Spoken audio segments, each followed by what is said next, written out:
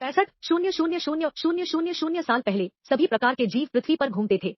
Snappers अपने आप में काफी शातिर हैं, लेकिन जब एक टायरेक्स उन पर हमला करने के लिए दिखाई देता है तो वे जल्दी से भाग जाते हैं। जैसे ही स्नैपर समुद्र में पहुंचे, टायरेक्स अपने मुंह में एक को पकड़ने में कामयाब होता है, लेकिन अचानक टी रेक्स के पीछे मेगालोडॉन के नाम से जानी जाने वाली एक विशाल शार्क उभरती है और उसे खा जाती है।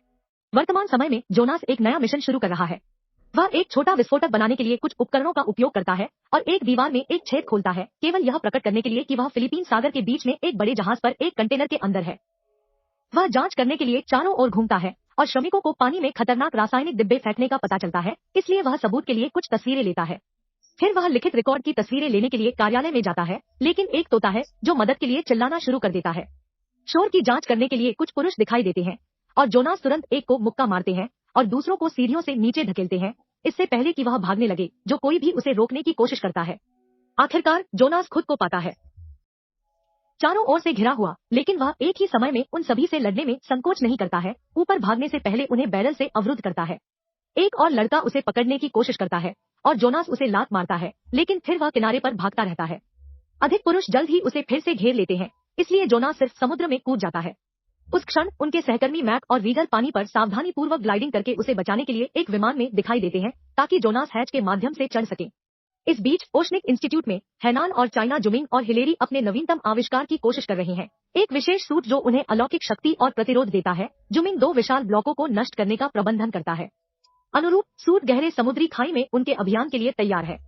उस पल में जुमिंग की भतीजी में और दिखाई देती है और उन्हें याद दिलाती है कि उन्हें आज रात की पार्टी के लिए तैयार होना चाहिए। बाद में शाम को संस्थान एक विशाल पार्टी देता है। जुमिंग अपने पीछे एक पूल में संस्थान के पालतू जानवर को प्रकट करने के लिए मंच पर आता है। यह एक महिला मेगालोडन है जिसका नाम हेगी है। उन्होंने तब पकड़ा जब वह अभी भी एक पिल्ला था।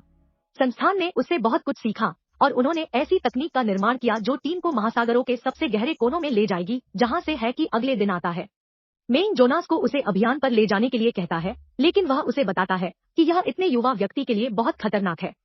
बातचीत को रागुस द्वारा बाधित किया जाता है, जो उन्हें सूचित करता है कि जुमिंग हाइकू के पूल में प्रवेश कर गया है।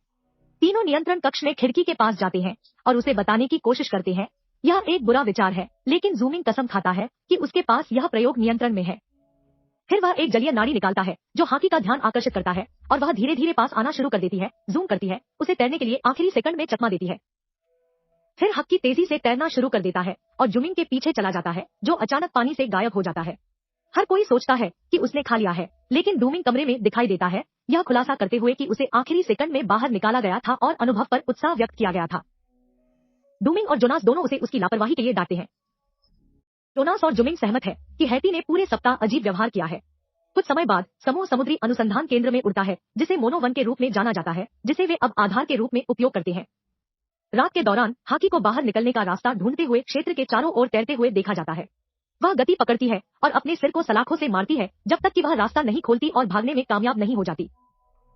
अगले दिन टीम उपकरण तैयार करती है और 2 पनडुब्बियों में विभाजित करने का फैसला करती है। जोनास, रेज और सेल एक लेंगे, जबकि जूमिंग दूसरे में लांस और कर्टिस के साथ जाएंगे। मैक, जेस और डीजे रडार पर नजर रखने के लिए नियंत्रण कक्ष में रहेंगे, जबकि पनडुब्बियां बहुत अंधेरे पानी के माध्यम से यात्रा करना शुरू करती हैं। उन्होंने अचानक सुरक्षा कैमरों पर कुछ हलचल देखी। यह निराशाजनक है कि पनडुब्बी के अंदर कौन घुस गया, जबकि मिशन को रद्द करने से पहले कोई नहीं देख रहा था। रडार को अचानक पास में एक मेगालोडन तैरता हुआ मिलता है। पनडुब्बियां गोलमोल युद्धाभ्यास शुरू करती है और उस समय कंप्यूटर हाइकू के ट्रैकर से जुड़ता है, यह पुष्टि करता है कि यह उसका है। हालांकि ऐसा लगता है कि वह शत्रुतापूर्ण इरादे रखती है, इसलिए पनडुब्बियों के पास थर्मोक्लाइन में प्रवेश करने के अलावा कोई विकल्प नहीं है। जैसे ही पनडुब्बियां यथासंभव सावधानी से पानी के माध्यम से घूमती हैं, गोताखोर अचानक एक और मेगालोडन को देखकर चौंक जाते हैं, जो हेगी से बहुत बड़ा है। जुमिंग ने अनुसंधान के लिए मेक्स का पालन करने के लिए अपनी बदलती दिशा की घोषणा की। हर किसी के विरोध और याद दिलाने की अनदेखी करते हुए कि यह अज्ञात क्षेत्र है, पनडुब्बियां अज्ञात में गहराई से चली जाती है।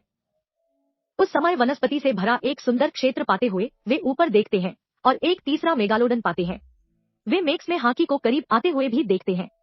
गोताखोरों ने महसूस किया कि जीव प्रजनन कर रहे हैं, जो पिछले हफ्ते हाइकू के व्यवहार की व्याख्या करता है। वह गर्मी में था। उस पल में स्कैनर उन्नत तकनीक के साथ एक बर्बाद पानी के नीचे स्टेशन का पता लगाते हैं। उन्हें उनके ऊपर एक पनडुब्बी भी मिलती है। उस पनडुब्बी में मोन्टास है, जो एक अवैध खनन अभियान का नेता है। उसका में कुछ भारी खनिजों को प्राप्त करने के लिए कुछ विस्फोटक स्थापित करने की प्रक्रिया में है।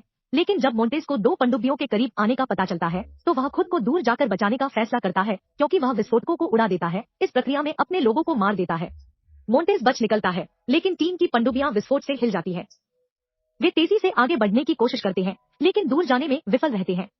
फिर एक चट्टान स्लाइड उनके ऊपर गिरती है और दोनों पनडुब्बियों को नुकसान पहुंचाती है, जब तक कि वे नियंत्रण कक्ष और नियंत्रण में एक दूसरे के साथ अपना कनेक्शन नहीं खो देती है। रूम मैक सिर्फ बचाव जहाज तैयार करने का आदेश देता है। हालांकि उसे पता चलता है कि जहाज को तोड़ दिया गया है, जिसका अर्थ है कि चालक दल में एक गद्दार है। उस समय सेल शांत होने का प्रबंधन करता है और जोनास मैक से बात करता है, जो बताता है कि वे उन्हें बचाने के लिए किसी को नहीं भेज सकते। जोनास फैसला करता है वे विशेष सूट पहनेंगे और उस आधार पर चलेंगे जिसे उन्होंने पहले देखा था, लेकिन उन्हें जल्दी होना होगा क्योंकि सूट में केवल 2 घंटे के लिए ऑक्सीजन है। एक बार जब हर कोई अनुकूल हो जाता है तो वे पनडुब्बी छोड़ देते हैं और ट्रेन के माध्यम से चलना शुरू करते हैं। अचानक जोनास को पास में एक उपस्थिति दिखाई देती है, लेकिन यह सिर्फ कयामत है और अन्य जिनके पास एक ही विचार है। यह क्षेत्र सुंदर है और विशेष पौधों की बदौलत चमकता है, लेकिन जब लांस करीब से देखने की कोशिश करता है तो एक स्क्विड कूदता है और उस पर हमला करता है, खुद को अपने हेलमेट से जोड़ता है। सौभाग्य से अन्य लोग जल्दी से प्राणी को डराते हैं। वे बहुत सारे छोटे जलीय जीवों को तैरते हुए देखते हुए चलना जारी रखते हैं। अचानक उन्होंने अंधेरे में कुछ हलचल देखी और जब वे मुड़ते हैं तो लांस चला जाता है। केवल उसका हेलमेट बचा है। शरीर को खोजना असंभव होगा, इसलिए वे बस चलते रहते हैं। इस बीच मैक डीजे को बताता है और बस सुरक्षा फुटेज और कर्मचारियों के प्रोफाइल की जांच करने के लिए कहता है, ताकि वह अपनी पनडुब्बी में उन सभी के बारे में सुराग ढूंढ सके। मोंटेस हिलेरी के संपर्क में आता है, जो गद्दार साबित होता है, जिसने टीम में तिल डाल दिया। जो हुआ उसे सुनने के बाद हिलेरी ने मोंटेस को सभी को टीम में वापस मारने के लिए कहा। वे ऊर्जा बचाने के लिए अपने सूट की इंफ्रारेड रोशनी का उपयोग करना शुरू करते हैं। भाग्य से सेल बहुत घबराई हुई और डरी हुई है, जिससे उसे अधिक ऑक्सीजन बर्बाद करना पड़ता है। उस क्षण रडार पर एक अज्ञात जीवन रूप दिखाई देता है और एक शोअल उनके ठीक बगल से गुजरता है, जो उन्हें चौंका देता है। फिर रडार फिर से प्रतिक्रिया करना शुरू कर देता है और अचानक स्नैपर्स का एक झुंड उन पर हमला करने के लिए दिखाई देता है।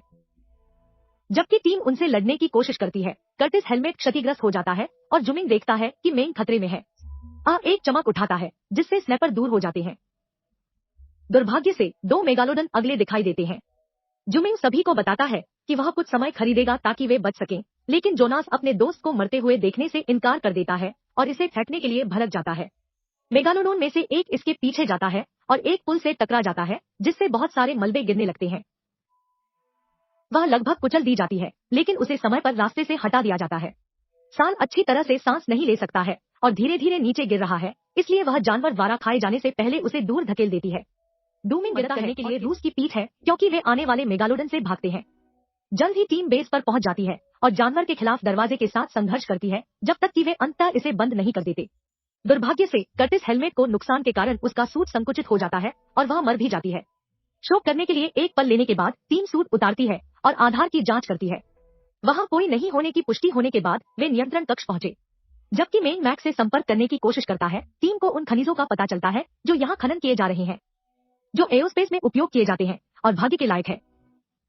उस समय मेन जेस के साथ संपर्क करता है, जो उन्हें बताता है कि बेस के दूसरे छोर पर 2 आपातकालीन पॉड्स हैं, जिनका उपयोग वे भागने के लिए कर सकते हैं। टीम वहां अपना रास्ता बनाना शुरू कर देती है और सवा जूमिंग पर खनिकों को उनके द्वारा डिजाइन किए गए सूट का उपयोग करते हुए देखकर चौंक जाता है, जिसका अर्थ है कि कोई उनसे इंटेल चुरा रहा है। एक बिजली के दरवाजे को पार करने के बाद टीम अंततः पॉड्स को ढूंढती है, लेकिन जब वे उन्हें सक्रिय करने की कोशिश करते हैं तो दरवाजा उनके पीछे अचानक एक स्क्रीन बंद हो जाता है।